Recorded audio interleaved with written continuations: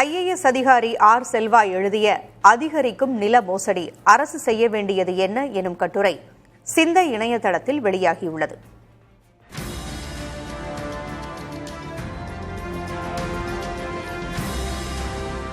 பழனியில் 100 கோடி ரூபாய் கோயில் நிலம் வெறும் 2 கோடி ரூபாய்க்கு போலி ஆவணங்கள் மூலம் பத்திரப்பதிவு செய்யப்பட்ட சம்பவம் இந்தியாவின் 116 ஆண்டுகள் பழமையான நிலப்பதிவு முறையின் பலவீனத்தை காட்டும் எச்சரிக்கை மணி என்கிறார் ஐஏஎஸ் அதிகாரி ஆர் செல்வா. சொத்து பரிமாற்றத்திற்கு அரசு சட்டப்பூர்வமான முழு உத்தரவாதத்தை அளிப்பதில்லை என்பதால் பொது சொத்துகள் ஆக்கிரமிக்கப்படுவதற்கும் ஏழை எளிய மக்களின் நிலங்களை நில மாஃபியாக்கள் பறிப்பதற்கும் காரணமாக அமைகிறது என்கிறது இக்கட்டுரை. அமெரிக்கா போன்ற வளர்ந்த நாடுகளில் ஒருவர் நிலம் வாங்கும்போது அரசோ அங்கீகரிக்கப்பட்ட காப்பீட்டு நிறுவனமோ அந்த நிலத்தின் வரலாற்றை 100 ஆண்டுகள் பின்னோக்கி ஆய்வு செய்கிறது. வளர்ந்த நாடுகளில் இருப்பது போல நிலப்பதிவில் உறுதியான உரிமை மற்றும் சொத்து காப்பீட்டு முறை இந்தியாவில் கொண்டுவரப்பட வேண்டும் என்று வலியுறுத்துகிறது இந்த கட்டுரை.